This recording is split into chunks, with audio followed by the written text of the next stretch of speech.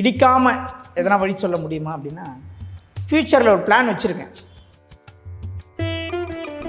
ஒரு ஹோமம் பண்ணி அந்த வீட்டில் இருக்கிறவனை வாழ வைக்க முடியும். நீங்கள் எனக்கு சவால் விடுங்க, நம்ம லைவாக இதுமாதிரி ரெக்கார்ட் பண்ணி. அப்போ தெய்வம் இல்லையா நீங்கள் கேட்கக்கூடாது. தெய்வம் இருக்குது, காப்பாற்றும் தெய்வம். வாஸ்து வந்துட்டா பஞ்சபூதம் என்பது மிக வலிமை வாய்ந்தது. அதனால் வீடு, இடம், லேண்டுன்னு வந்துச்சுனாலே நீ இடிக்கணும், இல்லை மாற்றணும், இல்லை அதற்கும் மேலே ஒரு ரகசியம் இருக்குது. எந்த வீட்டில் வடமேற்கு பிரச்சனை இருக்கோ அந்த வீட்டோடைய நியூஸு இந்த உலகத்துக்கு கண்டிப்பாக வெளியே வரும். கடகம், விருச்சிகம், மீனம் ஆகிய 3 இடத்திலே ஒரு கிரகம் இருந்து தசையோ புத்தியோ நடத்தினால்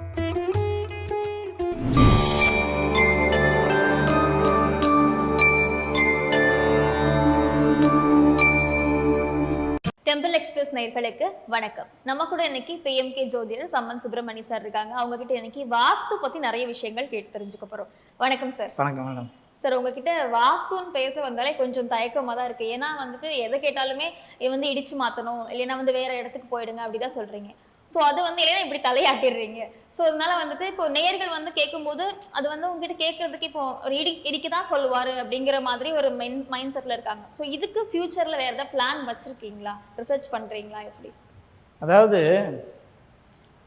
ஃபியூச்சர் பிளான் எதனா வச்சுருக்கீங்களா? இந்த இடிக்க சொல்கிறத மாற்றிட்டு இடிக்காமல் எதனா வழி சொல்ல முடியுமா அப்படின்னா, ஃப்யூச்சரில் ஒரு பிளான் வச்சுருக்கேன். ஏன்னா நம்ம வாஸ்துத்துறையை விட்டு வெளியே போயிடலாம் அப்படி ஒரு பிளான் வச்சுருக்கேன். அதான் என் பிளான். நம்ம சொல்லுவோம் இடின்னு சொல்லுவோம், இடித்தா பார்ப்போம், இடிக்கலைன்னா நம்ம வெளியே போயிடுவோம். நம்ம ஒரு நல்ல வீடை கட்டிக்கிட்டு நம்ம வெளியே போயிடலாம். எதுக்கு கத்திக்கிட்டு நம்ம எப்படி நம்ம கூலிக்கு மாரடிக்கிற மாதிரி நம்ம எவ்வளோ நாள் தான் கத்த முடியும் சொல்லுங்கள்? அதாவது இடித்தாதான் மாறுன்றேன், நான் இடிக்க மாட்டேன்றீங்க. என்ன இது? இல்லை, ஒரு மெட்டீரியல் வாங்கி வச்சு மாறிட்டேன்னா எப்படி? எனக்கு புரியலையே. எனக்கு ஃபுல் வீடு கட்டி எழுப்பிட்டாங்க, நிறைய செலவு பண்ணி கட்டி எழுப்பிட்டாங்கன்னு வச்சுக்கோங்க. இதுக்கப்புறம் இடிச்சு மாத்துறது ஒரு சாதாரண ஒரு மக்களுக்கு ரொம்ப ஒரு சிரமமான ஒரு விஷயம் இல்லையா? ஸோ அதுக்காக தான் கோர விபத்து நடந்து போச்சு. கோர விபத்து, பயந்துடாதீங்க. திடீர்னு வாய்ஸ் ஒருத்தர கமெண்ட்ல எழுதியிருக்காரு, யோ திடீர்னு ஏன் கத்துற, பயந்துட்டல அப்படின்னு எழுதிருக்கீங்க. அவங்கள சொல்ல அது என்னுடைய இயல்பு. நீங்கள் ஏன் ஹெட்ஃபோன் போட்டு கேட்குறீங்க? என் வீடியோ வந்தால் வாய்ஸ் கம்மியாக வச்சுக்கோங்க, வால்யூம் கம்மியாக வச்சுக்கோங்க, நைட்டில் தனியாக கேட்காதீங்க, காரில் ப்ளூடூத் ஆன் பண்ணிக்கோங்க, பேஸ் அதிகமாக வைக்காதீங்க. இதெல்லாம் ஒரு புக்கே வச்சுக்கிறேன். அதை நான் இன்னும் கொஞ்சம் நாளில் வெளியீடு செய்கிறேன் என் வீடியோ. நான் அப்படி தான் பேசுவேன், அது என்னுடைய இயல்பு. இப்போ ஒரு கோர விபத்து நடக்குது, கால் உடஞ்சிச்சின்னு வைங்களேன். சார் நீங்கள் கேட்குறது எப்படி தெரியுமாக்குது? சார் பெரிய காலே உடஞ்சிச்சு, இதை போய் கட்டு போட்டு ஆப்ரேஷன் பண்ணி தையல் போட்டு அவருக்கப்புறம் அவர் நடந்து ரொம்ப கஷ்டம் சார். ஒரே ஒரு பூஜை மட்டும் சொல்லுங்களேன், நான் போய் அந்த பூஜையை பண்ண உடனே அவர் அந்த கால் எலும்பு கூடி அப்படியே மறுநாள் காலையிலே ரன்னிங் ஓடணும் அப்படின்னா நடக்காது. அது நடக்காது. உடஞ்ச காலம் மறுபடியும் உடைச்சி தான் கட்டுவாங்க தெரியுமா? இப்போ கை உடஞ்சிச்சுன்னு வச்சுங்க, போன உடனே அப்படியே கை கட்ட மாட்டாங்க. அந்த உடைந்த இடத்தை மறுபடியும் இப்படி நிமித்துவாங்க, அப்போ துடிப்பாங்க. நீங்கள் போய் பாருங்கள், நகரி புத்தூர்லாம் வாங்க, நம்ம சும்மா ஜோதிடம் வாஸ்து பேசுகிறோம்ல, இந்த கட்டு போடுறதுக்கெலாம் போகலாம், வாங்க நான் வரேன். அது என்ன கிரகம், என்ன காரதத்துவம், அங்கெல்லாம் போய் பேசுவோம். நீ யாராவனாலும் இரு, என்ன அதிகாரியாக கூட இரு, கால் கைகள்லாம் வந்துச்சுன்னா தாத்தா லிங்கி கட்டின்னு வருவார், வந்து அப்படியே காலை அப்படி முறிச்சு டக்குன்னு கட்டு போடுவார். ஒரு மருந்து வச்சுருப்பார், எடுத்து தடவி மூங்கில், ஒவ்வொரு ஜாயிண்ட்டுக்கும் ஒரு மூங்கில் வச்சுருப்பாங்க. எந்த இடம் உடஞ்சதோ அதுக்கேற்ற மாதிரி வச்சு செட்டு கட்டு உயிரே போயிடும். புரிஞ்சுங்களா? ஆனால் கட்டு போட்டால் கால்னா ஆகும், கொஞ்சம் கொஞ்சமாக எலும்பு கூடும்.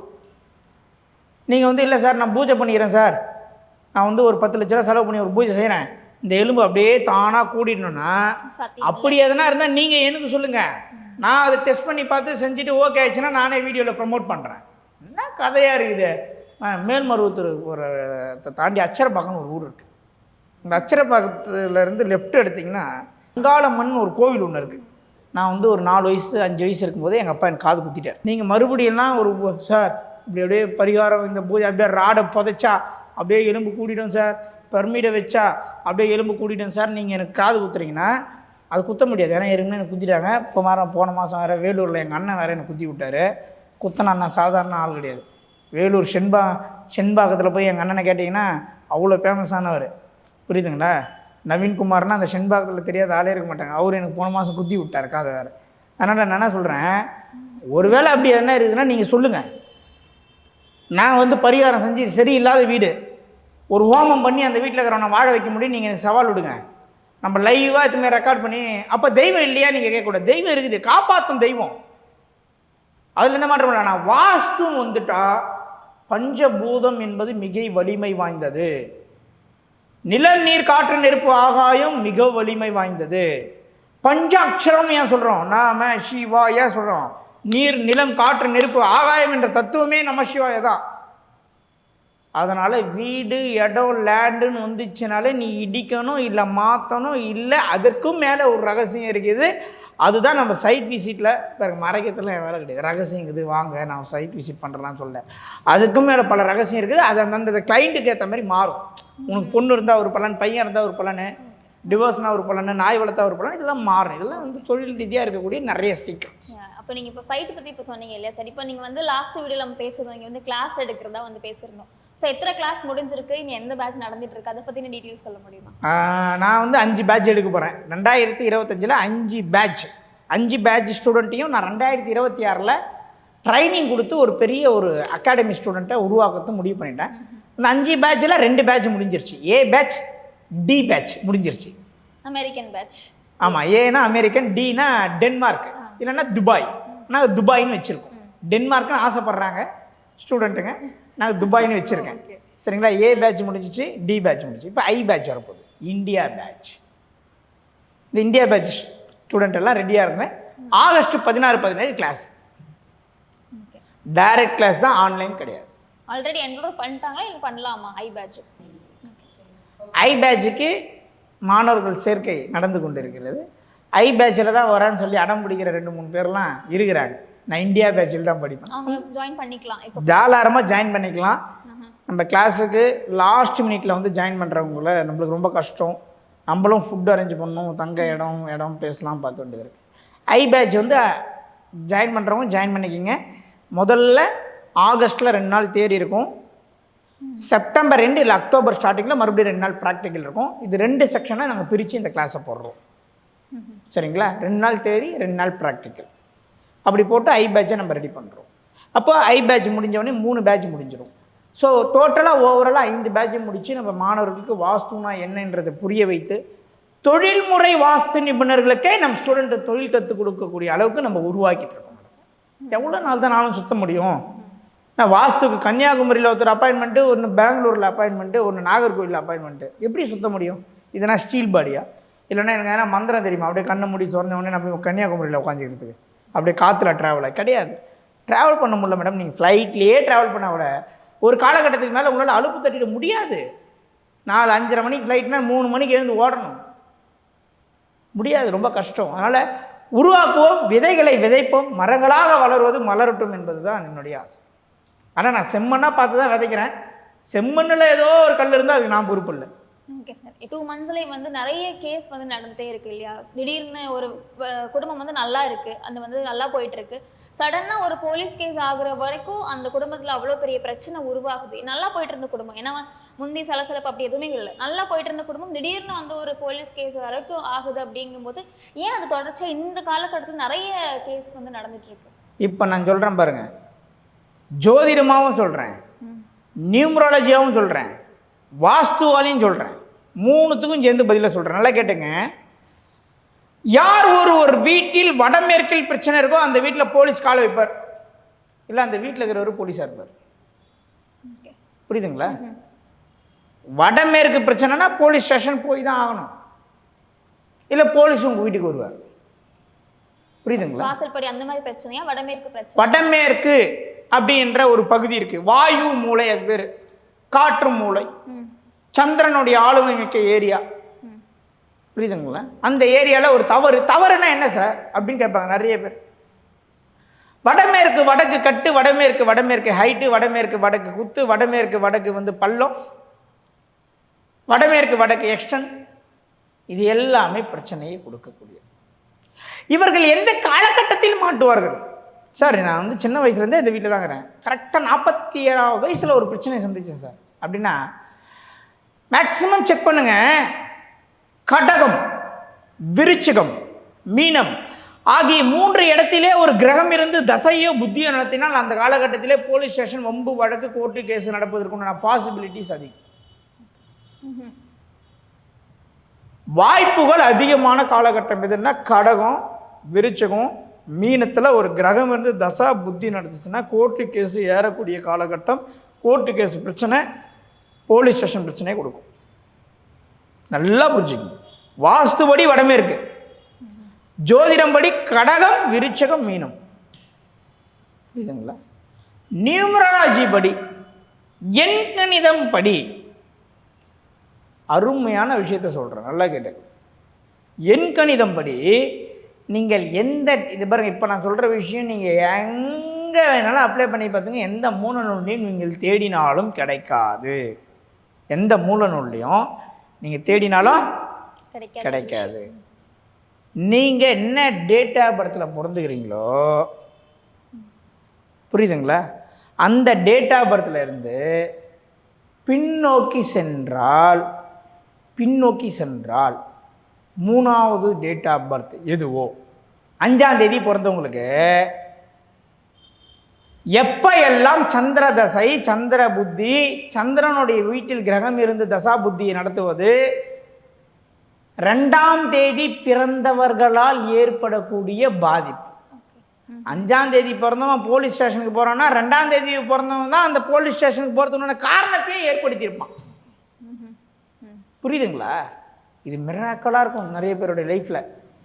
இப்போ சில பேர், சார் நான் 5ஆம் தேதி பிறந்தேன், இதுக்கு ஆப்போசிட் பார்ட்டி என் மேலே கேஸ் போட்டுக்கிறான், அவன் 4ஆம் தேதி சார் பிறந்திருக்கான், சார் எங்கே சார் இடிக்குதுன்னு கேட்பாங்க. அவன் திங்கக்கிழமை பிறந்திருப்பான். அப்போ அங்கே சந்திரன் வரும், கிழமையில சந்திரன் வரும். இல்லைன்னா ரோகிணி நட்சத்திரம், அஸ்த நட்சத்திரம், திருவோண நட்சத்திரத்தில் ஒரு கிரகம் இருந்து தசா புத்தி நடக்கும். நீ எங்கே விட்டாலும் நம்ம அதில் கரெக்டாக ஆன்சர் எடுக்கணும் மேடம். 5ஆம் தேதி தான் மேடம் இருக்கிறதுலே ஒரு ஸ்பெஷலான நம்பர்னா அது 5 தான். ஏன் சொல்லுங்க? மொத்தம் 9 நம்பரு, முன்னாடி 4, பின்னாடி 4, சென்ட்ரு தான் 5. இந்த பின்னாடி இருக்கக்கூடிய 4ஐயும் இது சமாளிக்கும், முன்னாடி இருக்கக்கூடிய 4ஐயும் சமாளிக்கும். எங்கே வணக்கம் போடணுமோ அங்கே வணக்கத்தை போட்டு வேலையை முடிச்சுட்டு போயிட்டே இருக்கும். ஒரு இடத்துல ஸ்டெப்பனாக நின்று அதை தன்னைத்தானே வளைத்து நெளிந்து போகிற இடத்தில் ஞானல் மாரி வளைந்து கொடுத்து போய் ஒரு விஷயத்தை சக்ஸஸ்ஃபுல்லாக முடிக்கக்கூடிய ஒரு கிரகம், ஒரு நம்பர் 5.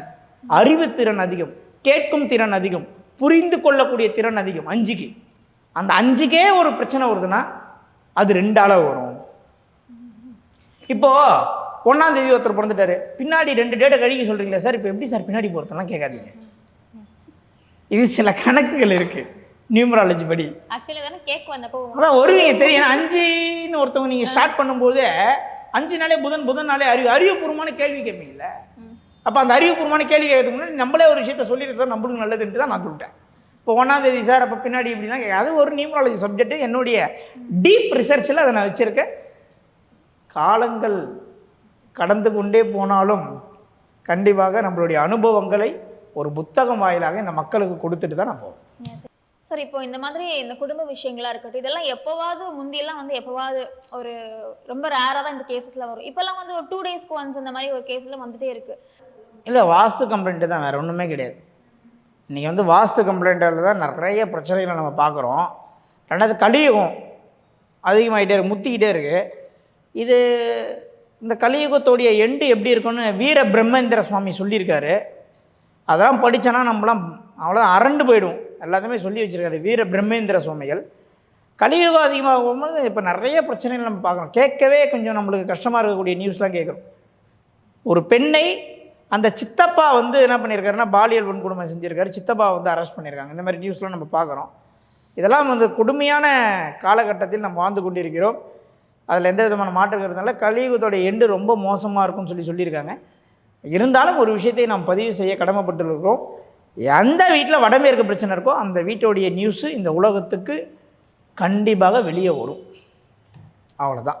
வடமேற்கு இல்லாமல் அவங்க வடமேற்கு பிரச்சனை இருந்தால் நீ நியூஸ் ரீடராக இருக்கணும், இல்லைன்னா உன் நியூஸில் வரணும், இல்லைன்னா நீ ரிப்போர்ட்டராக இருக்கணும், இல்லை நீ பத்திரிகையாளராக இருக்கணும், நீ நடிகராக இருக்கணும், இல்லை நீ ஆர்டிஸ்டாக இருக்கணும். இது சம்மந்தப்படாத ஒருத்தர் வாழ முடியாது. புரியுதுங்களா? அதான் உண்மை. அப்போ அவங்களுக்குலாம் வடமேற்கு பாதிப்புங்கிறது ஒரு சாதகமான விஷயமா தானே இருக்கு. ஒரு கோடீஸ்வரர் வர்றார், ஒரு கோடீஸ்வரர் வர்றார். கோயிலுக்கு நான் எதனா செய்கிறேன்ப்பா, கோயிலுக்கு நான் எதனா செய்யணும்னு வர்றார். 10,000 கிலோ வெள்ளி வாங்கி கொடுப்பார், 10,000 கிலோ தங்கம் வாங்கி கொடுப்பார். சரிங்களா? ஆனால் அந்த கோவிலிலே இருக்கக்கூடிய ஐயர் இருக்கார் இல்லையா, சுவாமி இருக்கார் இல்லையா, அர்ச்சகர் இருக்கார் இல்லையா, அவர் கஷ்டத்தில் தான் இருப்பார். நீங்கள் போய் பாருங்க. நம்ம சொல்கிறோம் கோவில் வேலை ஈஸின்னு, யார் சொன்னது? கிடையாது. அவங்களுக்கு தான் தெரியும் அந்த கஷ்டம் என்னன்னு. ஏன் இதை சொல்கிறேன்னா, அவருக்கு கோடிக்கணக்கில் பணம் இருந்ததுன்னு வச்சுக்கிங்களேன், அவர் இறைவன்கிட்ட நிற்க முடியாது. இந்த மாயை அவரை மாற்றிடும். அவர் பிஸ்னஸ் பண்ணலான்னு போயிடுவார். அங்கே அந்த அழுத்தத்தை கொடுத்தால்தான் இவன் பக்தனாக இங்கே நிற்பான் என்பதற்காக அந்த வீட்டிலே அவருக்கு பொருளாதார வளர்ச்சியை ஸ்டாப் பண்ணி வைப்பார். இங்கே இவனுக்கு கொடுத்தாதான் இவன் 100 பேருக்கு அன்னதானம் பண்ணுவான்றதுக்காக இவனுடைய வீட்டை வாஸ்துபடி செய்ய வச்சு அங்கே அவனை வாழ வைப்பார். இது எல்லாமே ஒரு இயற்கை போடுற கால்குலேஷன்.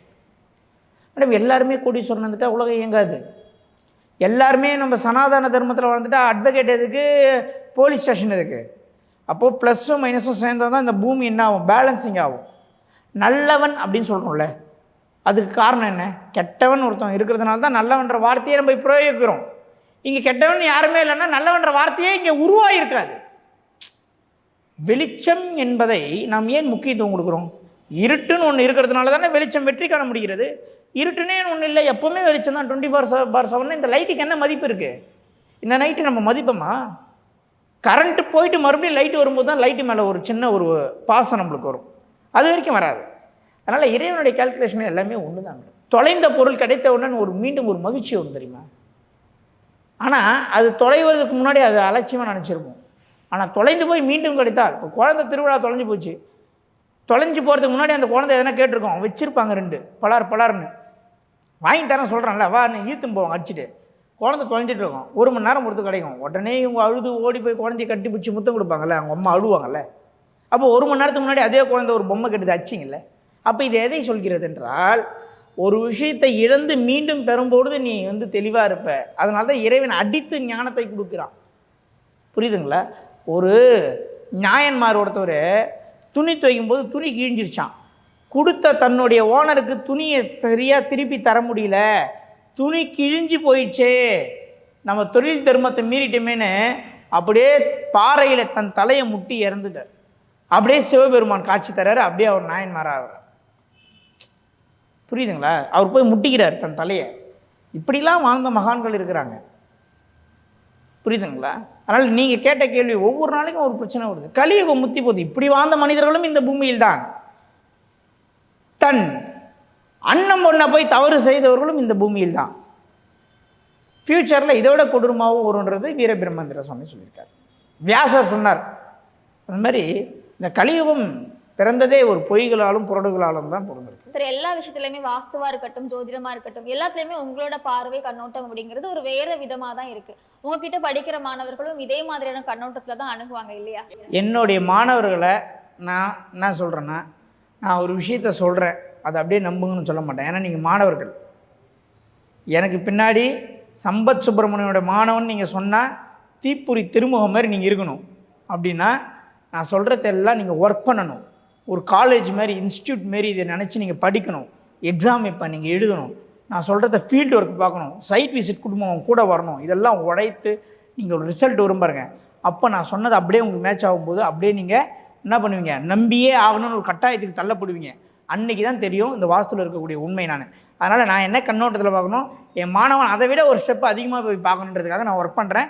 ஃப்யூச்சரில் என் மாணவனை களத்தில் இறக்கி விட்டு நான் மட்டும் ஹாயாக உட்காந்துக்கிட்டு அழகாக அவங்க சொல்கிற பலனை நான் கேட்டு ரசிப்பேன். நன்றி மேடம்.